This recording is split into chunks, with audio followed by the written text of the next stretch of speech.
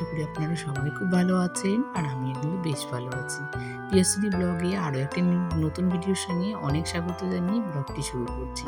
আশা রাখছি আজকের ব্লগটাও আপনাদের খুব ভালো লাগবে। আজকে সকালের ভিডিওটা আমি বাসি কাজ দিয়েই শুরু করলাম, কারণ সকালবেলা আমি অনেকটা আগেই উঠে গেছি আজকে, কিন্তু সকালে উঠেই এত পরিমাণে বৃষ্টি হচ্ছে। আগের দিন থেকে সারাদিন প্রচুর বৃষ্টি হয়েছে, তার সাথে সকালে ঘুম থেকে উঠেও দেখি অনেক বৃষ্টি হচ্ছে।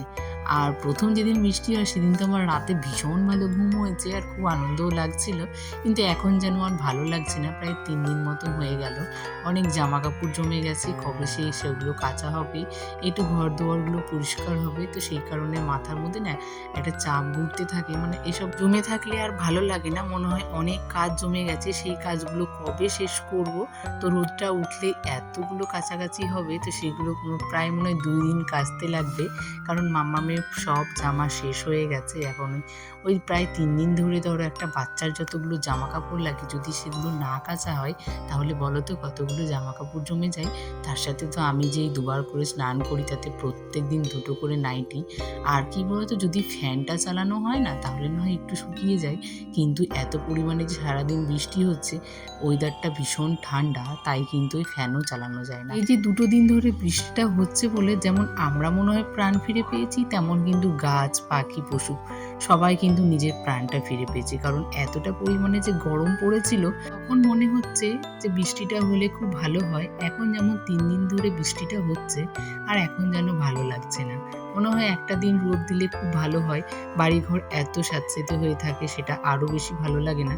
কোথাও পা দিলে মনে হয় সবসময় জলের ওপরেই পা দিই, মানে জলে কাজ করে করে তাই মনে হয় সব। প্রতিদিন যেহেতু 2বার করে স্নান করি, আজকে ভেবেছি একবারই করব, কারণ এখন খুব একটা গরম নেই বললেই চলে। তো তাই ভেবেছি আজকে একটা নাইটিতেই সারাদিন কাটিয়ে দেব, আর যখন সন্ধেবেলায় সন্ধে দেবো তখন নাইটিটা চেঞ্জ করে নেব, তারপর আবার এটা পরে নেব। তো ভালো লাগে না ওই এক কাপড়ে, ওই কেমন ঘুমাতে না আমার একটু অস্বস্তি লাগে, তাই আমি স্নান না করলেও অন্তত নাইটিটা চেঞ্জ করে নিই। তো এখন যেহেতু কী করবো, ওই বর্ষার দিন শুকাতে পারছি না।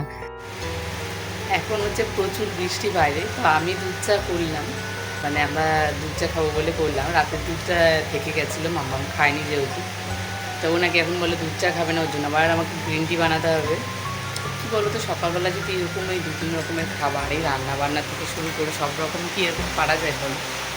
তাই চলো, তাহলে ঘুম থেকে কিন্তু আমরা একসাথেই দুজনে মিলে ঘুম থেকে উঠি, ও নিজের মতো করে কাজগুলো করে আর আমাকে অনেকটা কাজে হেল্প করে। এই যে এখন ওর জন্য করে নিয়ে আসলাম গ্রিন টি, আর এখন আমরা খাবো দুধ চা, আরও খাবো এই যে গ্রিন টি। আমার প্রত্যেকটা কাজে কিন্তু আমাকে কাজে হেল্প করে, তাই কিন্তু মাম্মামকে নিয়ে আমি সব কাজগুলো তাড়াতাড়ি শেষ করে নিতে পারি। তো সকালবেলা ঘুম থেকে উঠলে ওর একটু বায়না থাকে, যেমনটা হচ্ছে ওর আগে কিন্তু চায়ের নেশাটা ছিল না, কিন্তু এখন দেখছি আমি চা খাইয়ে খাইয়ে এমন একটা নেশা করিয়ে দিয়েছি, এখন মনে হয় আমার নিজেরই বিরক্তি লাগে সকালে উঠে চায়ের নেশা থাকলে। তো ওকে একটু আমরা নিজেরা একটু চা করেছিলাম আর ওকে একটু গ্রিন টি করে দিয়েছিলাম। ও কিন্তু এখন চা ছেড়ে এখন গ্রিন টিটাই বেশি খায়, আর ও চিনি ছাড়া খায়, আমি কিন্তু চিনি ছাড়া খেতে পারি না, তাই কিন্তু আমি গ্রিন টি খাইনি। আমি আর আমার বোন দুজনে মিলে কিন্তু আমরা চা খেয়েছি। যেহেতু আগের দিনে মাম্মামকে দুধটা খাওয়ানো হয়নি, তো দুধটা রয়ে গেছিলো, তো সেটা দিয়ে চা খেয়ে নিয়েছি।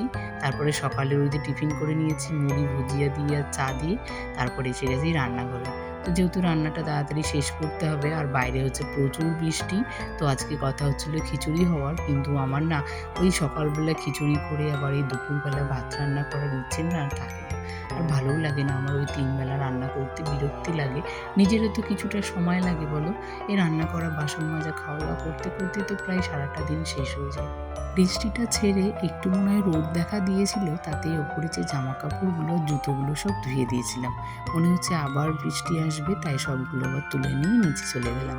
তো চলো আজকের ভিডিওটা আমি এখান থেকে শেষ করছি। আমার ভিডিওটা কেমন লেগেছে আজকে অবশ্যই তোমরা কিন্তু কমেন্টে জানাবে, আর নতুন বন্ধুরা সবাই পাশে থাকবে। দেখা হবে আবার একটা নতুন ব্লগের সঙ্গে।